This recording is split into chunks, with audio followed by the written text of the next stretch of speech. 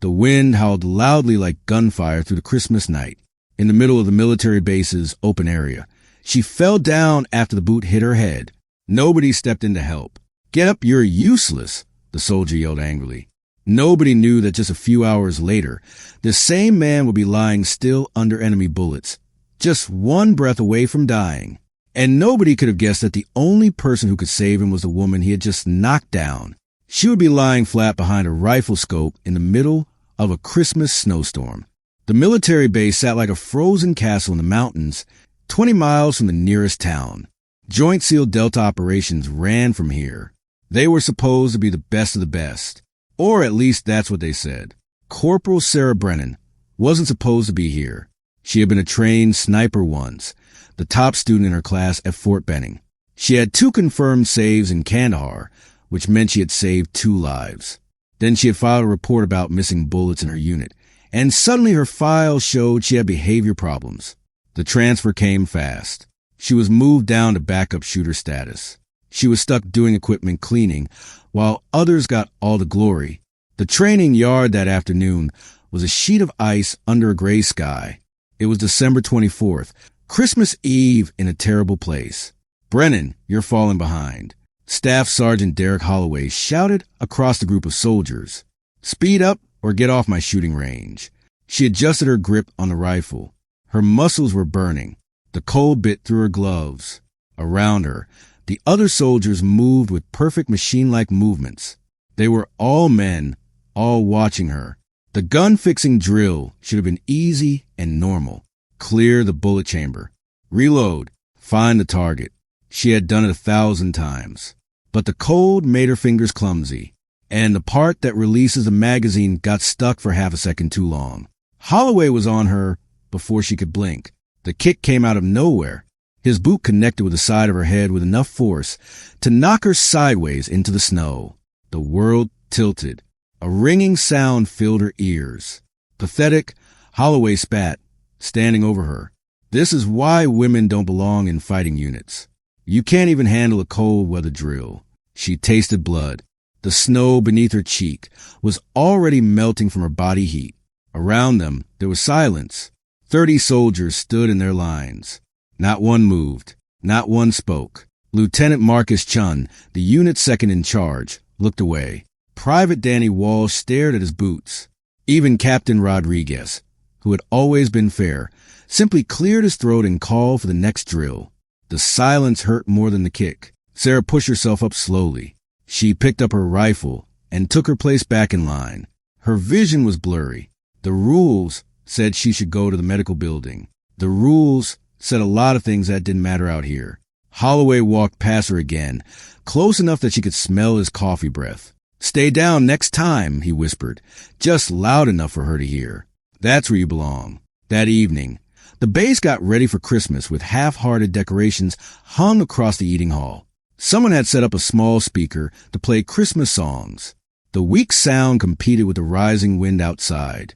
Sarah sat alone in the weapons room, cleaning her rifle. It was the M110 semi-automatic sniper system, her weapon, even if they didn't let her use it anymore. Her hands moved through the familiar steps.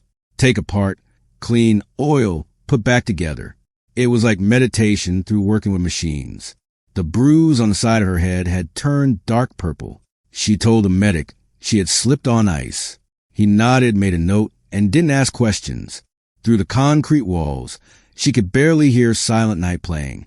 Silent Night, Holy Night, all is calm, all is bright. She understood how strange and sad that was.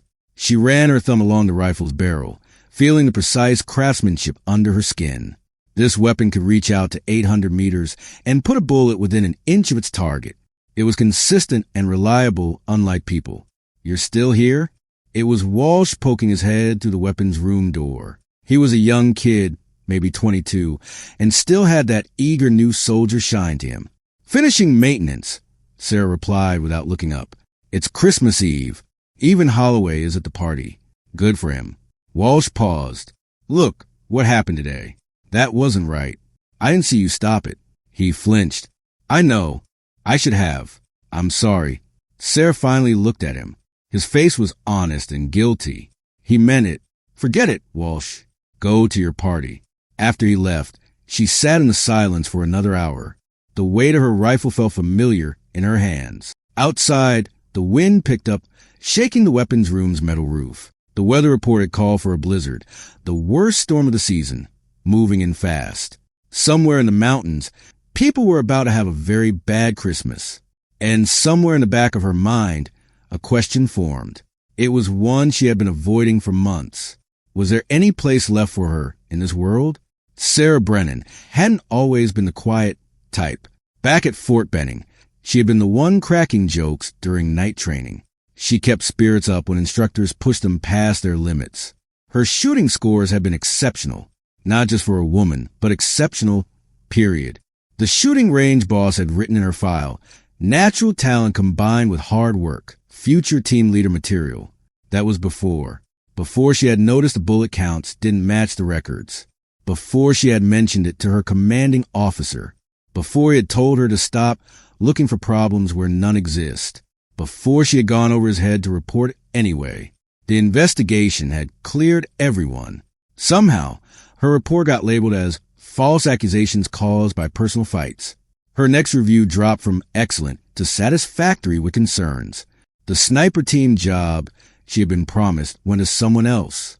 The transfer to the Joint SEAL Delta unit was supposed to be a fresh start. Instead, it felt like being sent away as punishment. Now, alone in her room after leaving the weapons building, Sarah sat on her bed and studied the photograph she kept hidden in her gear. It was her grandfather, Master Sergeant William Brennan, in his fancy uniform from 1968. He had been a sniper in Vietnam. He had done 4 tours of duty. He had 17 confirmed saved shots, which meant he had pulled 17 men from the edge of death. You don't measure a shooter by the enemies they kill, he had told her when she was 12, letting her hold his old service rifle. You measure them by the lives they protect. Every shot is a choice. She touched the bruise on her head and winced. What would he think of her now? Sitting in the dark, nursing injuries, doing nothing. The wind outside had reached a howl. Through her window, she could see the snow falling sideways. It was already piling up in drifts against the compound walls. The blizzard was here. Her radio crackled.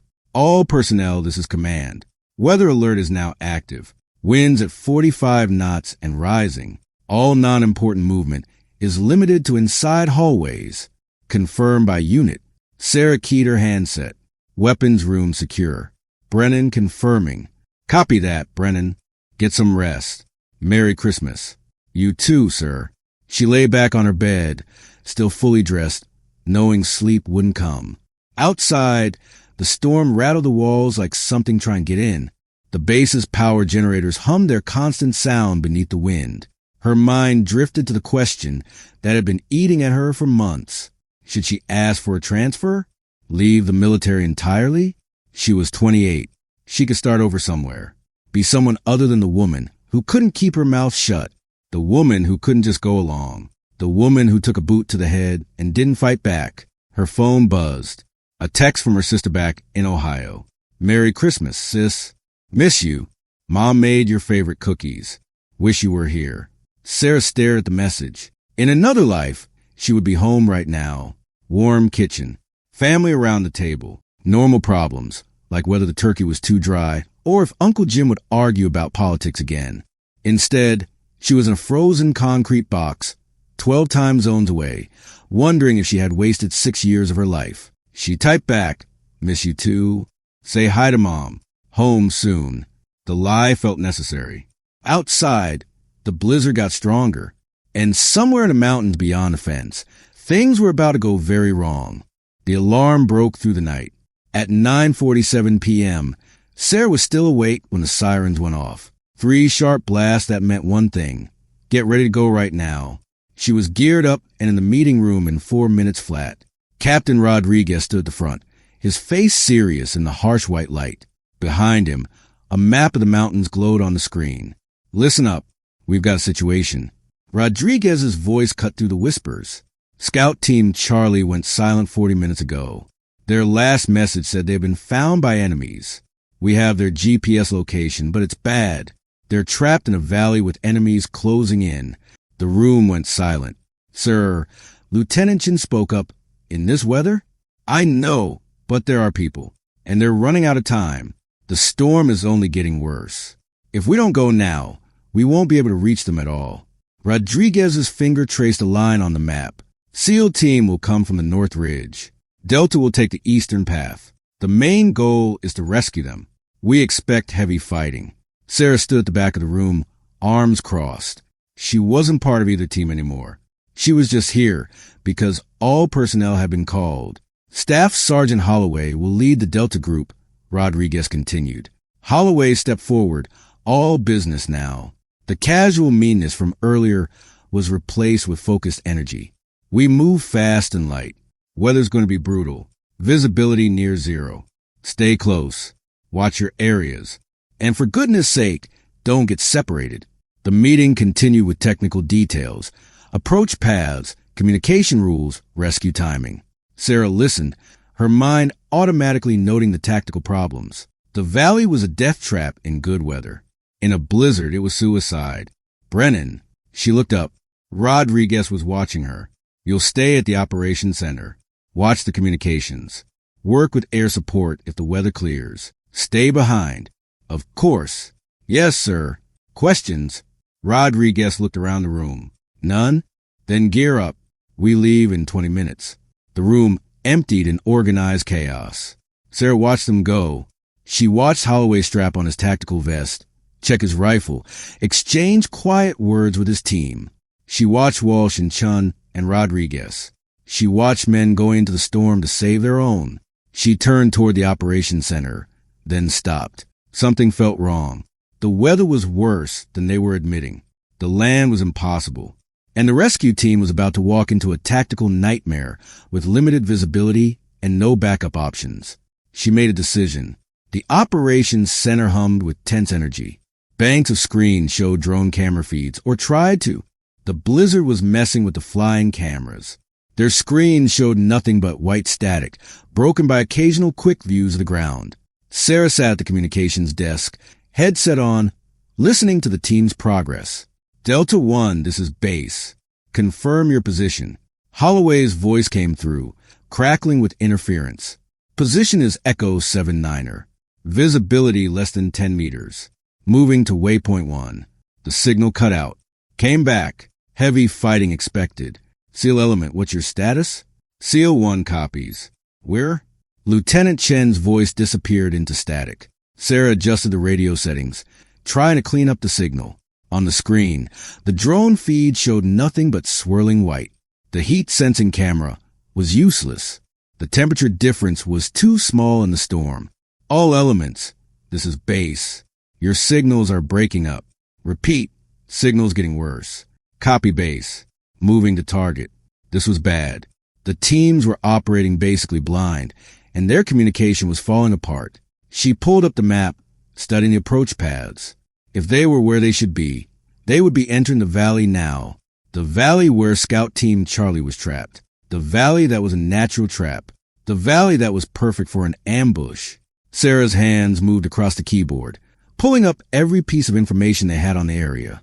Enemy locations, possible approach paths, known enemy abilities. Her mind was racing. Something about this didn't make sense. Scout Team Charlie was too good to get trapped unless... Base! This is Delta 1. Holloway's voice exploded through the speakers, no longer controlled. Contact! We have contact! Multiple enemies. East and south positions. We're taking fire. Sarah's fingers flew across the keyboard. Delta 1, describe your position. We're in the...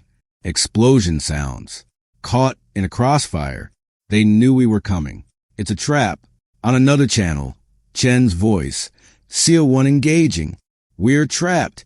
We need. The communications broke into chaos. Multiple voices overlapping, all urgent. Sarah's training kicked in. She began organizing responses, calling for help, trying to get a clear picture. But the picture was already clear. The rescue teams had walked into a trap. All elements. This is base. Pull back. Repeat. Pull back now. Negative. That was Holloway, shouting over gunfire. Charlie team is 50 meters ahead. We can reach them. Staff Sergeant, you are surrounded. You need to... Johnson's down. Man down. We need covering fire. Sarah's hands gripped the desk edge. On the screen, the drone feed flickered, catching a brief heat image through the snow. Heat signatures scattered across the valley floor. Too many of them. The rescue teams were outnumbered and outmaneuvered. Delta 3 is hit. We're losing our formation. SEAL 2, fall back to meeting point. Can't reach them. There's too many. Then Holloway's voice strained. This is Delta 1, separated from main group, taking heavy fire. Position is compromised. Need immediate. Static. Delta 1 respond. Nothing. Sarah switched radio settings frantically. Any Delta element. This is base. What is Staff Sergeant Holloway's position? Base, this is Delta 2. A different voice, breathing hard. We lost sight of Holloway. Last position was grid Echo 7-7. He's cut off. She pulled up the grid location. Holloway was alone in a low area, about 300 meters from the rest of his team, with enemies between them. In this weather, with zero visibility, his team had no way to reach him. He was alone. Sarah stared at the screen, at the white snow that hid everything. Somewhere out there, the man who had kicked her in the head was trapped and running out of options. And she was the only person who could see the battlefield, the only person who might be able to do something about it. Sarah pulled up the wide-angle drone feed, squinting at the ghostly heat images. The storm made everything unclear, but her trained eye could pick out patterns. She could see enemy positions and friendly forces. And there, she saw a single heat signature, alone and not moving much. Holloway. She ran the math automatically in her head. Distance, about 600 meters from the highest point on the western ridge. Wind, 45 knots, gusting higher. Temperature, minus 15 degrees. Visibility, basically zero. It was an impossible shot. Base! This is Captain Rodriguez. The commander's voice was tight. What's the situation? Sir, Delta 1 is alone and surrounded. Delta and SEAL groups are trapped. They can't reach him. Can we get air support? Negative. No aircraft can fly in these conditions. Silence on the line. Then understood. Continue watching. Try to reach Holloway again. Yes, sir. The radio went quiet. Sarah sat in the operations center, surrounded by glowing screens, listening to the distant sounds of gunfire coming through the speakers. Men were dying out there, and she was sitting in a warm room watching. She looked at her hands. Steady. Always steady. Then she stood up. The weapons room was empty. Everyone was either out on the mission or working at important stations. Sarah moved through it quickly, gathering what she needed. Her M110 rifle, bullets, distance measuring device, cold weather gear. Brennan, what are you doing? She turned. Wall stood in the doorway, eyes wide. What does it look like? She continued loading bullet magazines. You can't just... You're not allowed to go out there. Staff Sergeant Holloway is going to die if someone doesn't provide cover fire. But there's a blizzard. You can't even see. I can see enough. She swung the rifle across her back. The drone feed shows positions. I can work with that. This is crazy. You'll be put on trial. Sarah looked at him. Probably. Then why? She thought about that. About the kick. About the embarrassment. About watching that same man's life signal blink on a screen while she did nothing. Because it's the right thing to do, she said simply. Now get out of my way or help me carry equipment. To his credit, Walsh grabbed a pack of spotting gear. They made it to Western Ridge in 15 minutes, using a service tunnel that brought them outside the main compound. The storm hit them like a physical wall. Wind screaming, snow blinding, cold that burned any skin that wasn't covered. Sarah dropped flat on the ridge, setting up her position. The M110 came off her back. Stand legs opened. She wrapped herself in a heat-blocking blanket to hide her body heat, leaving only the rifle showing. Walsh huddled beside her, trying to set up the viewing scope. I can't see anything, he shouted over the wind. Don't need to see. Sarah pulled out a tablet computer, connecting it to the operations center's drone feed. The screen showed the heat image, ghostly shapes moving through white. She added a bullet path calculator, factoring in wind, temperature, and distance. The numbers were ugly. This shot was at the very edge of her weapon's range, in conditions that would make a trained sniper think twice. but she had made harder shots. Her radio crackled, all elements attempting. She ignored it, focusing on the scope. Through the blowing snow, she could see nothing with her bare eyes, but the heat image showed her everything she needed. Enemy positions, friendlies, and their Holloway's signature, moving weakly. Sarah's finger touched the trigger, not pulling, just feeling the weight of it. This man had kicked her. He had embarrassed her. He had made her question whether she belonged here, and now his life was in her hands. The wind gusted, nearly 45 degrees off angle. She adjusted her aim to make up for it. In weather like this, the bullet would drop faster and curve harder. She would need to aim almost a full meter left and high to account for the wind pushing it. "Are you really going to do this?" Walsh whispered. Sarah thought about her grandfather, about what he had said. Every shot is a choice. She loaded a bullet into the chamber. "Yeah," she said, "I really am." The world narrowed to the space between heartbeats. Sarah's breathing slowed, entering the rhythm she had trained into muscle memory. Breathe in for 4 counts. Hold for 2. Breathe out for 6. Between breaths, the scope steadied. The heat image on her tablet showed the situation clearly now. 3 enemy heat signatures were moving toward Holloway's position from different angles. He was behind very little cover, probably a rock sticking up from the ground, with maybe 30 seconds before they had a clear shot at him. She needed to take all 3 down. The first target was the closest, 70 meters from Holloway. Through the scope, Sarah could see nothing but white chaos. But the heat image showed him clearly, moving, weapon raised. Wind check, gusting at 42 knots from 8 o'clock. Range, 587 meters. Angle down, 12 degrees. Temperature, -16. Her fingers made tiny adjustments to the scope. "Engaging," she whispered, more to herself than to Walsh. The trigger pull was smooth. Practiced. The M110 barked. The kick pushed into her shoulder. For 1 long second, nothing happened. Then the lead heat signature dropped. "Hit!" Walsh breathed. "Holy cow, you hit him." No time to celebrate. Sarah was already tracking to the second target. This one had heard the shot. It was impossible to know where it came from in the storm. He was moving in random directions. Harder target. Range, 612 meters. Wind shifting to 9 o'clock. Moving target. Speed about 2 meters per second. She aimed ahead of the target, calculating where he would be when the bullet arrived. Squeezed. The rifle spoke again. The signature stumbled and went down.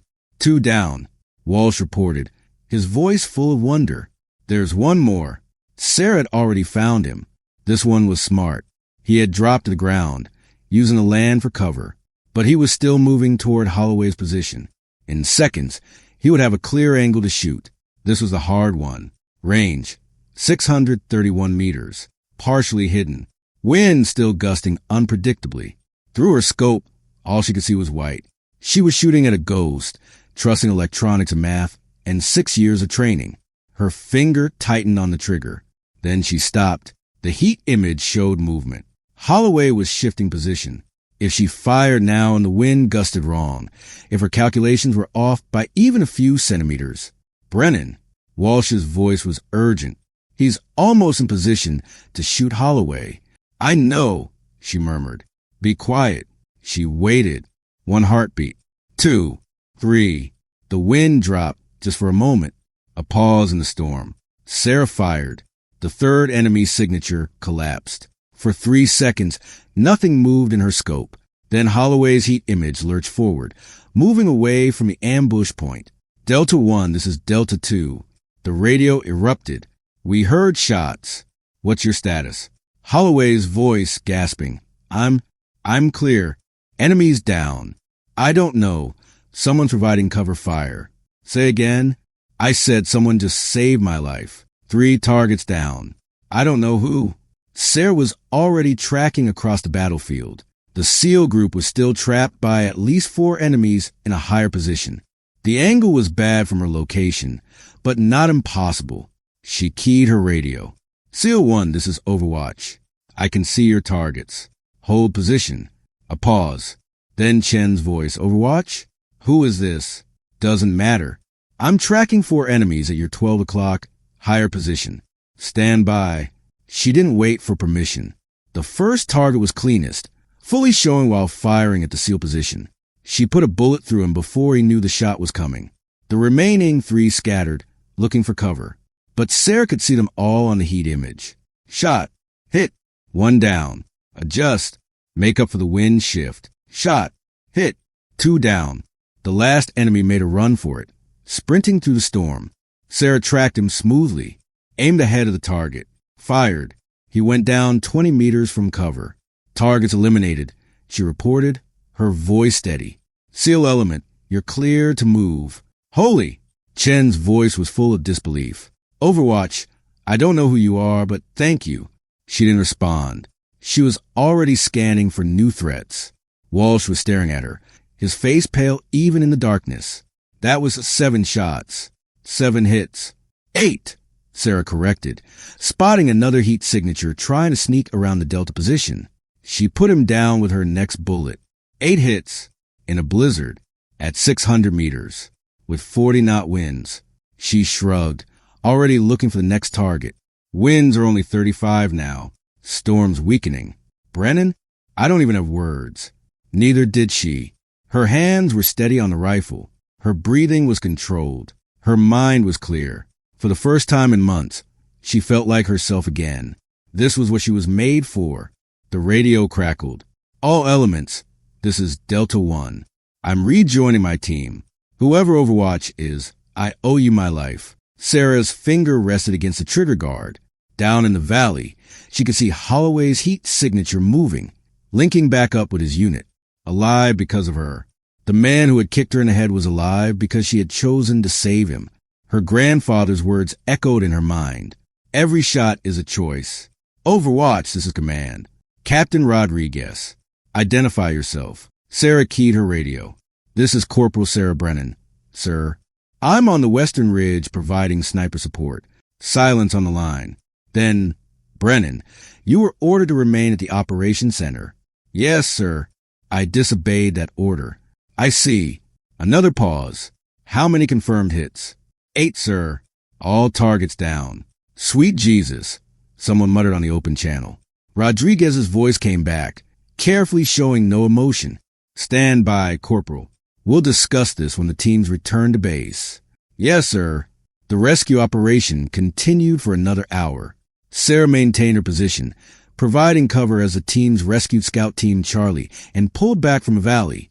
3 more times she fired, and 3 more times enemy signatures dropped. 11 shots, 11 hits, in conditions that would be written up in training guides as impossible to shoot in. By the time the last team cleared the valley, the storm was beginning to break. Thin moonlight came through the clouds, lighting up the snow-covered landscape. Sarah could finally see with her bare eyes what she had been shooting at. The ridge, the valley, the distance that would have made most shooters shake their heads and walk away.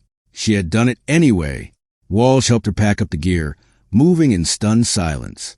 As they walked back toward the base, he finally spoke. They're going to put you on trial. Probably, Sarah agreed. Was it worth it? She thought about that. About 11 men who were still alive. About Holloway, who would go home someday to people who loved him. About the choice she had made. Yeah, she said. It was worth it.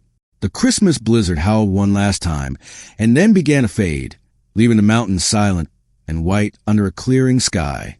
The base was chaos when they returned. Medics rushed to treat the wounded.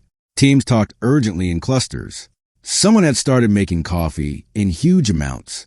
The eating hall, decorated for a Christmas party that now felt like it happened in another lifetime, had been turned into a medical center. Sarah slipped through the confusion, trying to make it back to her room, without being noticed.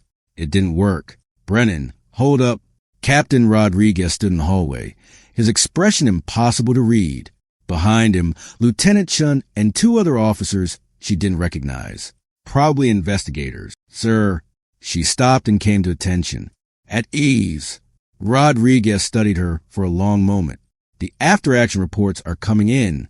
All teams confirmed that sniper fire from the Western Ridge was the main reason the mission succeeded. Yes, sir. They're also confirming that no sniper was supposed to be at that position. Sarah met his eyes.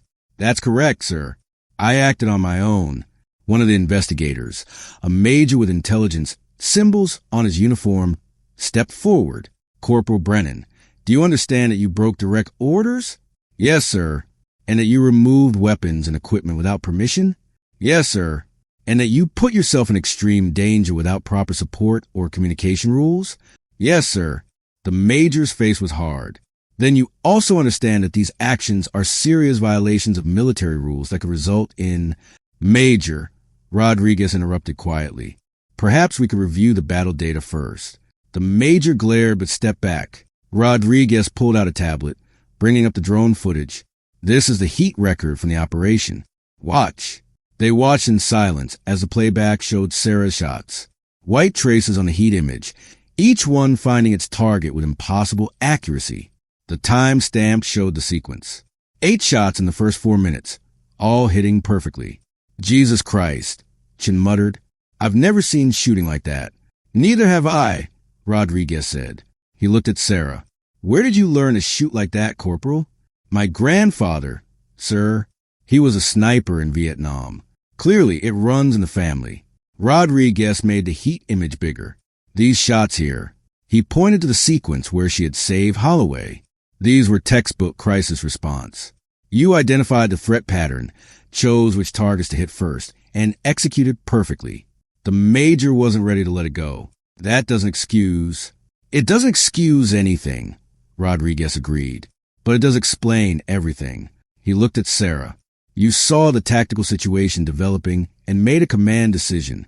Without permission, the major pressed. Without permission, Rodriguez agreed. He was quiet for a moment. Major, would you excuse us? I'd like to speak with Corporal Brennan alone.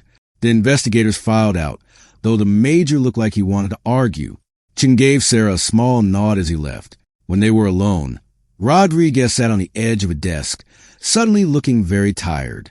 That was either the bravest or stupidest thing I've ever seen, he said. I haven't decided which. Probably both, sir. Probably. He rubbed his face. Do you know whose life you saved tonight? Specifically? The teams were mixed, sir. I was tracking heat signatures, not individuals. Staff Sergeant Holloway. The first 3 shots he took, those were protecting him. Sarah said nothing. Rodriguez watched her carefully. You know, someone filed a medical report yesterday. Said you had slipped on ice and hit your head. But the bruise pattern isn't what a fall would look like. Her jaw tightened. Sir, I'm not asking you to confirm anything, Brennan. I'm just noting what I see. He stood and walked to the window. Outside, the last of the blizzard was clearing. You could have let him die.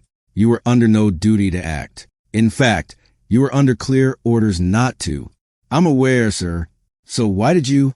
Sarah thought about her grandfather, about the photograph, about what being a soldier meant beyond following orders. Because it was the right thing to do, sir. Because we don't leave our own behind. Not even the ones who... She trailed off. The ones who what? The ones who don't think we belong here, sir. Rodriguez turned back to her. For what it's worth, Brennan, tonight you proved you belong here more than anyone else on this base.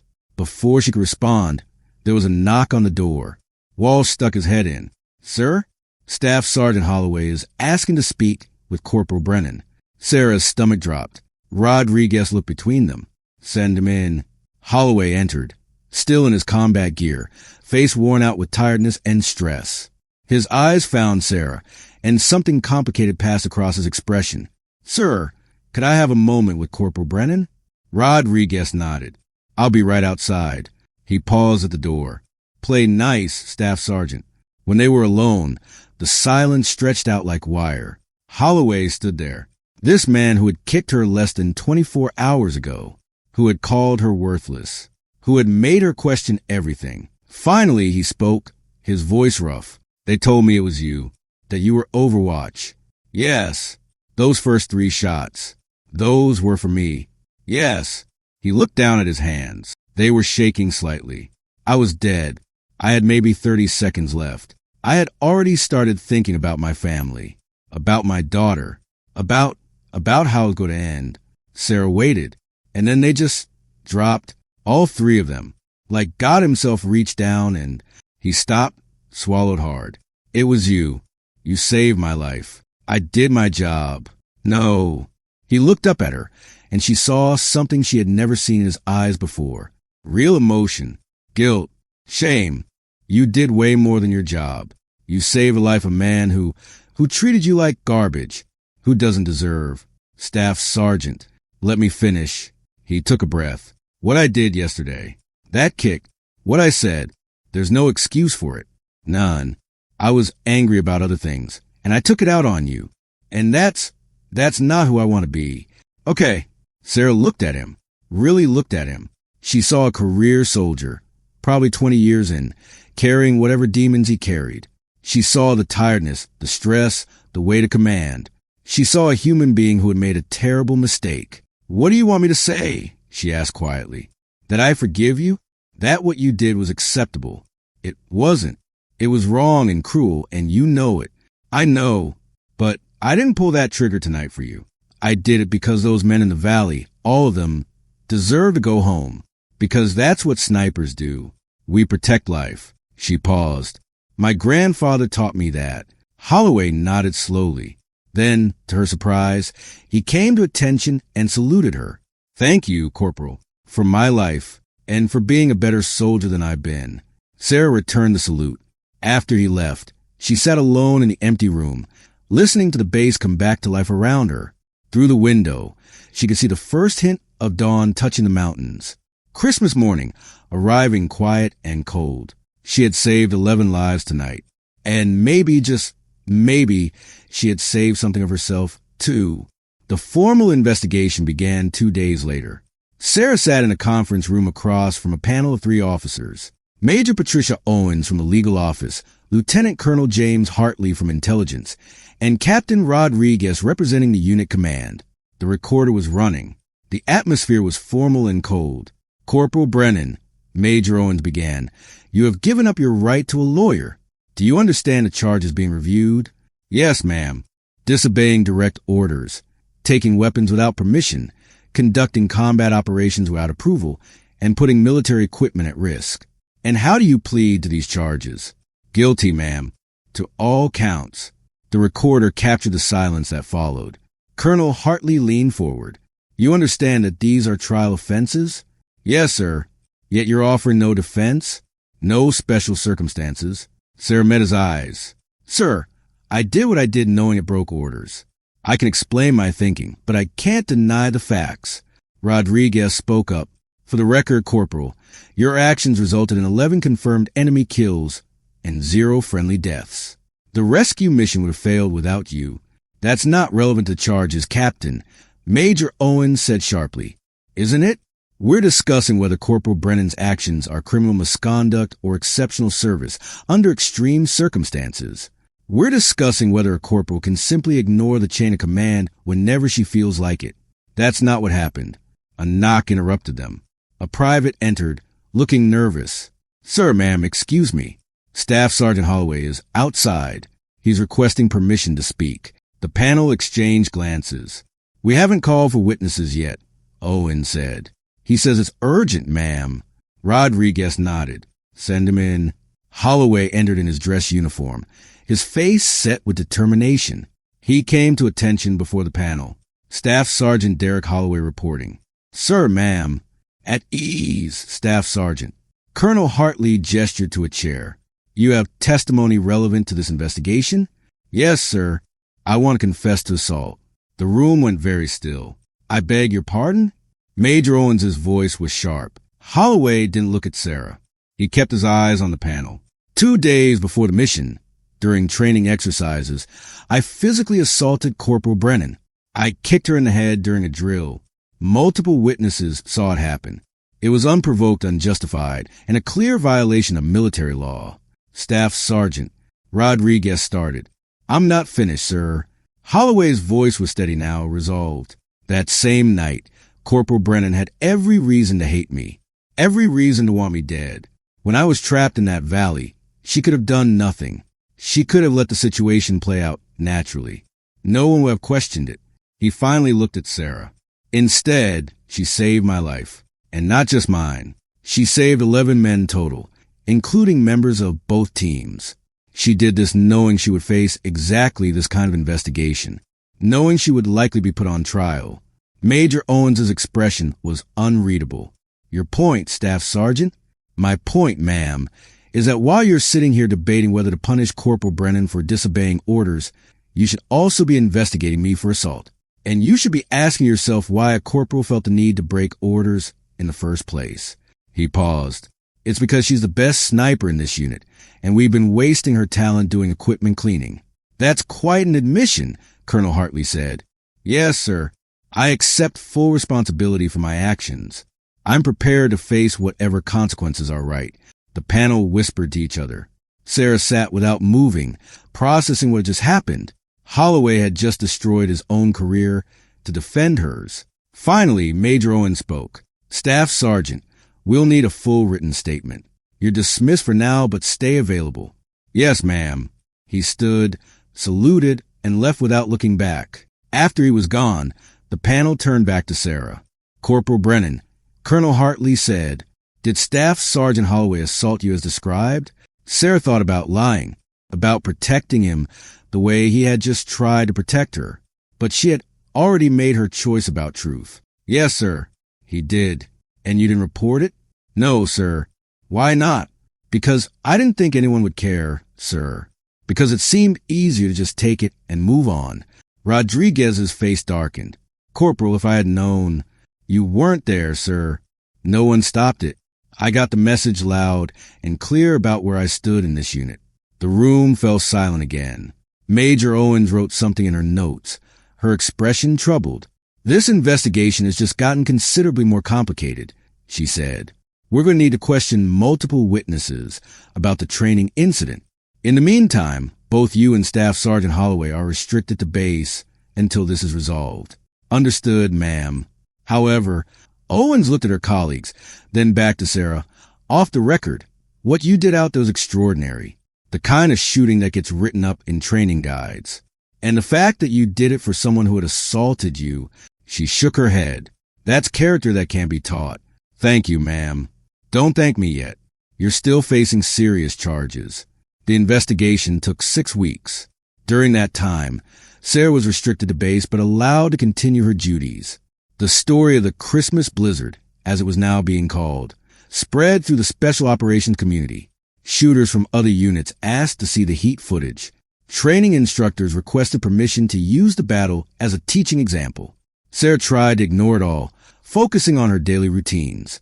Clean weapons, maintain equipment, train when allowed. The fame made her uncomfortable. Holloway's situation was worse.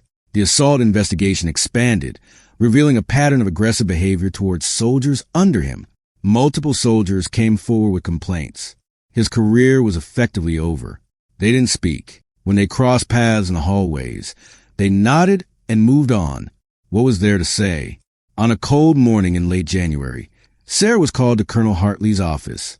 She arrived to find not just Hartley, but also Rodriguez and a full colonel she didn't recognize. A woman with intelligent symbols and eyes that missed nothing. Corporal Brennan, this is Colonel Elizabeth Marsh. Hartley said. She's here from JSOC headquarters. JSOC, Joint Special Operations Command. Sarah's heart rate picked up. Colonel Marsh gestured to the chair. Sit, Corporal. This won't take long. Sarah sat stiffly at attention. The investigation into your actions on Christmas Eve has concluded, Marsh said. The findings are interesting. Technically, you violated multiple rules. Practically, you carried out one of the most successful solo sniper operations in recent military history. Yes, ma'am. The legal recommendation is for administrative punishment, reduction in rank, formal warning, reassignment. Marsh pulled out a folder. However, I've reviewed your complete file, your performance at Fort Benning, your previous deployments, the ammunition problem you reported that got you transferred here. Sarah kept her face blank. That investigation was reopened, by the way.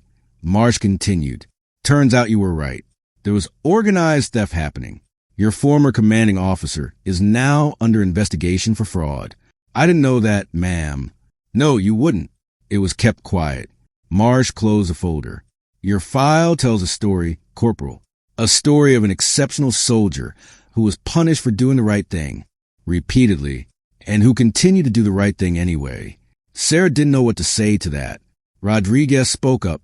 Colonel Marsh has made a recommendation to JSOC regarding your status. The charges will be dropped, Marsh said. All of them. Instead, you'll receive a medal for bravery and be restored to full sniper status with promotion to sergeant. Sarah blinked. Ma'am. Additionally, you're being offered a position with a specialized unit that operates under JSOC. I can't give you details unless you accept, but I can tell you this. We need shooters who can make impossible shots under impossible conditions. We need people who will do the right thing even when no one's watching. She slid a paper across the desk. This is a transfer offer. You have 72 hours to decide. Sarah picked up the paper, her hand surprisingly steady. What about Staff Sergeant Holloway? What about him? What's happening with his case? Marsh's expression was hard. Staff Sergeant Holloway is being removed from the service. The assault on you, combined with other complaints, left us no choice. He'll receive a general discharge, lose most benefits, and face possible civilian charges if you choose to press them. I don't want to press charges. That's your right. But the military action stands. Marsh stood. Holloway made his bed. Now he's lying in it. That's not your concern. After she left, Sarah sat alone with Rodriguez. Pretty clear outcome, he said quietly. He's losing everything. He assaulted a subordinate. Did you want him to get away with it? No, but... Sarah trailed off. How did you explain that the man who had kicked you had also tried to save you? That justice didn't feel simple anymore? He made his choice, Rodriguez said. You made yours. Both of you have to live with the results. 1 year later, Sarah stood on a different ridge, in a different mountain range, in a different part of the world. The snow was falling here too, but lighter, just a gentle dusting that sparkled in the moonlight. Christmas Eve again, full circle. She was a sergeant now, part of a specialized JSOC unit that didn't officially exist. The work was harder. The missions were more complex. The stakes were higher. She had made shots that still seemed impossible when she reviewed them later. But she had also found something she hadn't had before. Respect. Her team knew what she could do. They trusted her completely. When she spoke, they listened. Her rifle, a newer model now with upgrades, was propped against a rock beside her. She had named it Blizzard, carved small into the stock where only she could see it. Her radio crackled. Overwatch, this is command. Status report. All quiet, she reported. Target area secure. Copy.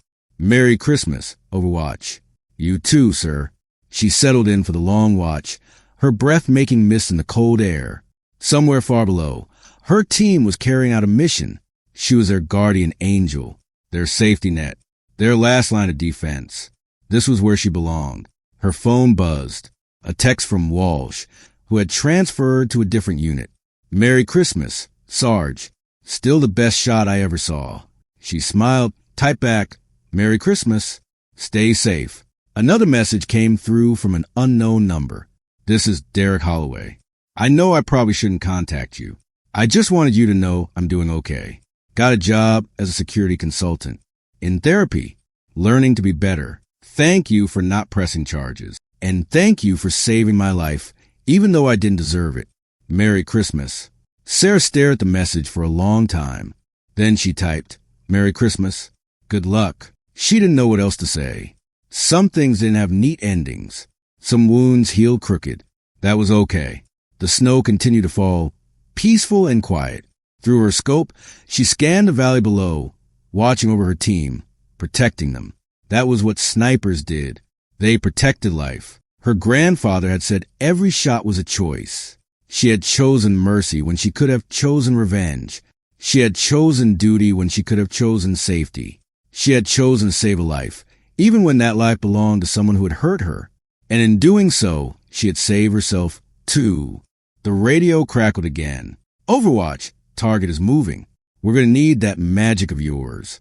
Sarah settled behind her rifle, feeling the familiar weight, the perfect balance.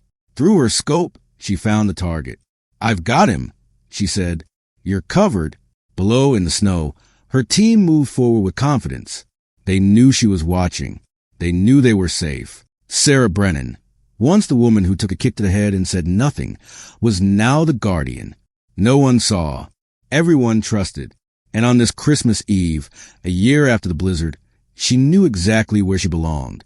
The shot, when it came, was clean and true, just like all the others.